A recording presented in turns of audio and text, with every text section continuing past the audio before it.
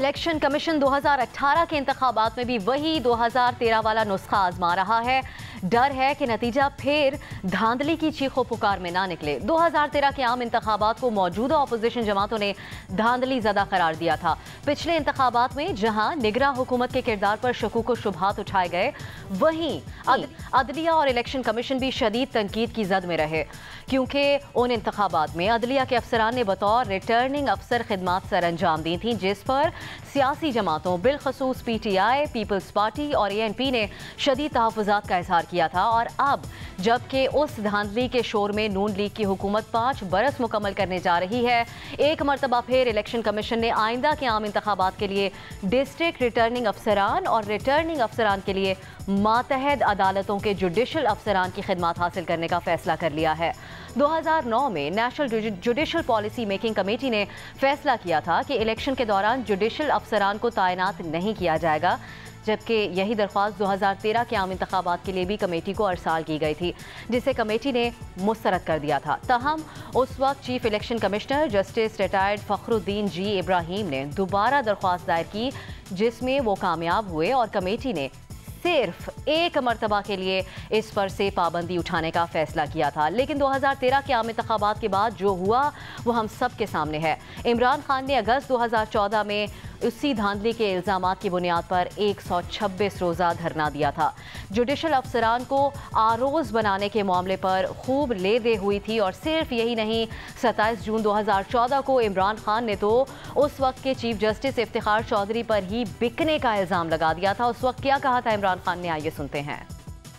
और chief justice Chaudhary Iftikhar का क्या रोल था? आदत दिया होगी तो साफ और शफाफ इलेक्शन होंगे। लेकिन चीफ जस्टिस साहब, आप बिके भी तो कितने सस्ते बिके। क्या आपके जमीर की कीमत अपने बेटे को बलूचिस्तान के बोर्ड ऑफ इन्वेस्टमेंट का वाइस चेयरमैन बनाना था? यह थी आपकी कीमत जो आपने आरोज के जरिए करवाया। नवाज शरीफ, हम चाहते हैं कि इसके ऊपर पूरा इंकशाफ हो और पता चले कि चीफ जस्टिस को कितने पेंचर लगाने का बेटे को तोहफा दिलवाया गया। ये थी 2014 में इमरान खान की गुफ्तगू। जबकि पीपल्स पार्टी के शरीक चेयरमैन आसिफ अली जरदारी भी 2013 के आम इंतखाबात को RO इंतखाबात कहते रहे हैं। RO इलेक्शन से जरूर हमने शिकस्त खाई है। RO इलेक्शन जरूर हुए हैं, पहले भी हुए थे, अब भी हो रहे हैं। अवामी नेशनल पार्टी के सरबराह असफंदियार वली खान ने भी रिटर्निंग अफसरान पर अपनी जिम्मेदारियां अदा न करने का इल्ज़ाम लगाया था। अब एक मरतबा फिर इलेक्शन कमीशन की जानिब से ROs के लिए जुडिशल अफसरान की खिदमत हासिल करने पर कुछ हलकों में इस खदशे को जन्म दिया जा रहा है कि 2018 के इंतखाबात में भी ये इंतखाबात भी किसी तनाज़े का शिकार ना हो जाए। इस वजह से इसी पर बात करेंगे। हमारे साथ मौजूद है PILDAT के सेक्रेटरी जनरल जनाब अहमद बिलाल महबूब साहब। बहुत शुक्रिया आपका अहमद बिलाल साहब, आपने जियो न्यूज़ के लिए प्रोग्राम लेकिन के लिए वक्त निकाला। सबसे पहले आपसे जानना चाहेंगे, 2013 इंतखाबात में भी अदलिया से रिटर्निंग अफसरान लिए गए। इस दफ़ा भी इलेक्शन कमीशन अगर वही नुस्खा आजमाने जा रही है, क्या आपको लगता है कि इस दफ़ा भी धांधली जैसे मामलात पर काबू पाया जा सकेगा? क्या मामलात बनेंगे इसके बाद?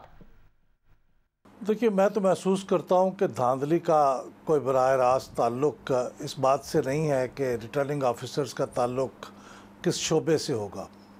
ये असल में लास्ट टाइम भी जो शिकायत बाद में साबित हुई थी वो बद इंतज़ामी की थी और कोई सेंट्रल रिगिंग नहीं थी कि किसी जगह मरकज़ी तौर पे किसी ने बैठ के किसी को इस्तेमाल किया हो और रिगिंग की हो। मैं नहीं समझता कि ये जुडिशल ऑफिशल्स के आने से कोई शिकायत ख़ास तौर पे ज़्यादा पैदा होंगी, बल्कि जो ऑप्शंस अवेलेबल हैं उनके अंदर मेरे ख़्याल में ये सबसे ज़्यादा सेफ़ ऑप्शन होगी कि जुडिशरी के लोग ही डिस्ट्रिक्ट रिटर्निंग ऑफिसर और रिटर्निंग ऑफिसर हों। दूसरी ऑप्शन जो है वो आपकी एडमिनिस्ट्रेशन के लोग हैं जो बराह रास्त हुकूमत के मातहत रहे होते हैं। अब वो काफ़ी हद तक शिकायत हैं कि वो पोलिटिसाइज़ हो चुके हैं, उनको लाना या फिर रिटायर्ड लोगों को लाना। रिटायर्ड लोग जो हैं वो चूँकि किसी डिसिप्लिन में नहीं होते, और ज़ाहिर है हमारी पूरी सोसाइटी वैसे ही उसकी पोलराइजेशन है, वो कभी कोई पार्टी के साथ है, कोई दूसरी पार्टी के साथ है, तो निस्बतन जो ऑप्शंस अवेलेबल है क्या आप समझते हैं कि रिटर्निंग अफसरान को अदलिया से लेना ही इलेक्शन को शफाफ बनाने का दुरुस्त तरीका है? वाहिद, इस बारे में कोई भी एक तरीका हतमी तौर पे एब्सोल्युटली तो शफाफ नहीं हो सकता और एब्सोल्युटली बेहतरीन नहीं हो सकता, और ये भी नहीं कहा जा सकता कि उस तरीके को अपनाने से इलेक्शन गारंटी है कि वो बेहतरीन हो जाएंगे, सबसे अच्छे हो जाएंगे। ये तमाम चीज़ें जुज़वियात हैं और ये मिल के किसी इलेक्शन की क्वालिटी को बेहतर करती हैं या ख़राब करती हैं। लेकिन मेरा ख़्याल ये है कि इस वक्त जो अवेलेबल ऑप्शंस हैं उनको अगर मद्देनज़र रखा जाए तो जुडिशरी के लोगों को लेने से इलेक्शन के होने की बेहतर होने की उम्मीद है। लेकिन अहमद बिलाल, मरतबा 2013 की तरह जुडिशल अफसरान के किरदार पर उंगलियां ना उठें, इसके लिए क्या करने की ज़रूरत है आपके ख्याल में?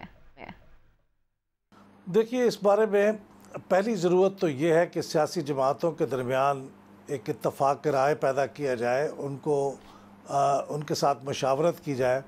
अब चूँकि फ़ैसला तो इलेक्शन कमीशन ये पहले कर चुका है कि उसने जुडिशरी से ही रिटर्निंग ऑफिसर और डिस्ट्रिक्ट रिटर्निंग ऑफिसर लेने हैं, तो अब कम से कम उस फ़ैसले की बुनियाद और उसकी जो रैशनल है, किस बुनियाद पे उन्होंने ये फ़ैसला किया है, इसकी वजूहात समझाने के लिए ही कम से कम सियासी जमातों के साथ एक मुशावरत कर ली जाए, ताकि वो इसके बारे में अगर कोई शिकायत रखते हों तो उसके अजाले का पहले से ही इंतज़ाम कर लिया जाए, बनिस्बत इसके कि जब ये शिकायत बहुत ज़्यादा बढ़ जाए तो फिर कोई ऐसे इंतज़ाम करने पड़े उनको कॉन्फिडेंस में लेने के। तो पहली बात तो ये है। दूसरी बात ये है कि डिस्ट्रिक्ट रिटर्निंग ऑफिसर हों या रिटर्निंग ऑफिसर हों, इनके बारे में ज़्यादा शिकायत उस वक्त पैदा होती हैं क्योंकि इनको इलेक्शन के प्रोसेस के बारे में पूरी तरह ट्रेन या ब्रीफ नहीं किया जाता।